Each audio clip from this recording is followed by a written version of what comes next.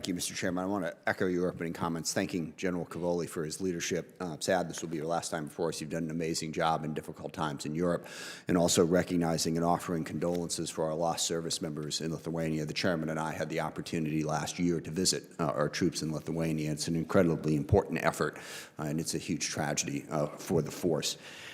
The obvious focus of this hearing with Europe is Ukraine. And I do want to offer a little bit of good news. Ukraine is holding the line against all odds, as they have for now over 3 years. We're in a real position to blunt Russia's momentum in Ukraine. It's a huge accomplishment, something that hasn't been talked about a lot. It is now more important than ever that we stick with Ukraine to stop Putin's invasion of Russia in its tracks and crucially force him to the table. I agree with the Chairman. I even agree with the Trump administration. We need to find an end to this war. But you don't find an end to this war by undermining support for Ukraine and praising Putin in Russia. That empowers Putin for all the reasons that the Chairman said. Putin has big ambitions in Europe. Those ambitions can be blunted if we are strong, if we deter him.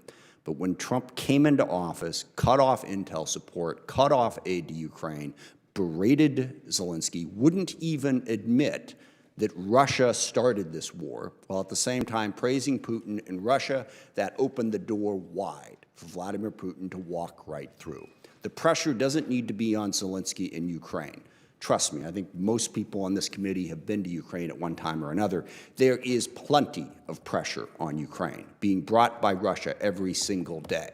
The pressure needs to be put on Putin in Russia to force them to the table, and that is what this administration has refused to do to date. It is prolonging the war and empowering Russia, and that needs to change.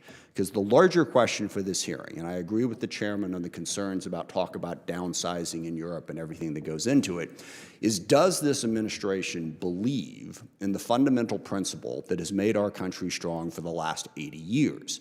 And that is the partnership and alliance in Europe. Sticking with Europe, sticking with the countries that believe in greater political and economic freedom is to the benefit of the United States of America. And those countries are the countries in Europe, our allies, the European Union. It's not Russia, and it's not Putin.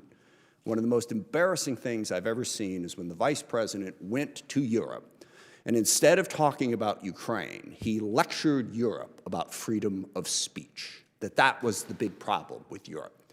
Well, to begin with, the idea that this administration cares at all about the freedom of speech is ridiculous. As we speak, they are purging the government of all manner of different words that they don't like.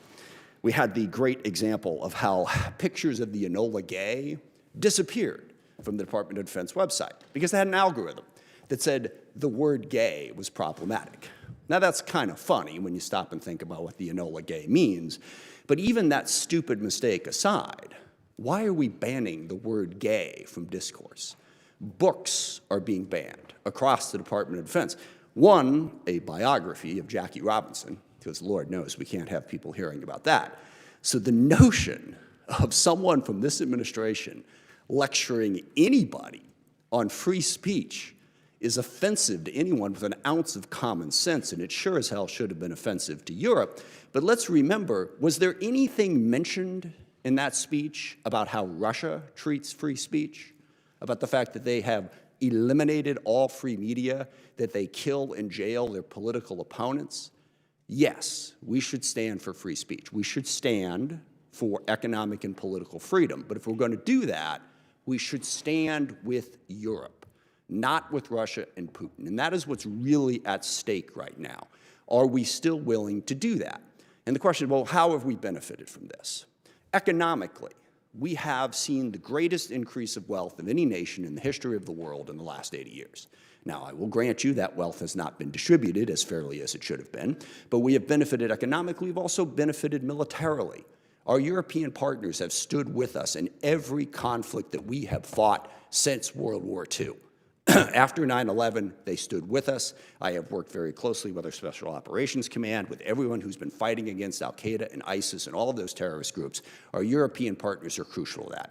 Meanwhile, Russia is partnering with Iran. They're partnering with North Korea. They're partnering with China. When I hear people in the administration say, we got to pivot away from Europe because of the Middle East, Asia, that's what's important. Russia is in the middle of that, and this administration does not show that they understand this in the slightest. We need to stand up for our European partners. Now, yes, there are clear things. The dollars matter. It is good that Europe is stepping up. But they stepped up on Ukraine. The U.S. is somewhere like 13th or 14th in terms of percentage of GDP that we have contributed to this from all of our partners. I personally think the main reason that they stood up was because Russia invaded Ukraine. Presidents have been pressuring them forever. That is what focused their mind, and that's good. Yes, we need to avoid getting into a war with Russia. Yes, we need peace in Ukraine. But you do not get there by belittling President Zelensky, by attacking Ukraine, by undermining support for Ukraine, and praising Vladimir Putin in Russia. So we need to stand up for the alliances that have stood so well for us for 80 years. And that, I think, is what this committee really needs to hear from our witnesses today, is how are we going to do that so that the vision that the chairman correctly outlined that Putin has for the world does not come to pass, that we deter him, we stop the war, and we protect economic and political freedom as we have done for a very long time. I look forward to the witnesses' testimony and to the questions, and I yield back.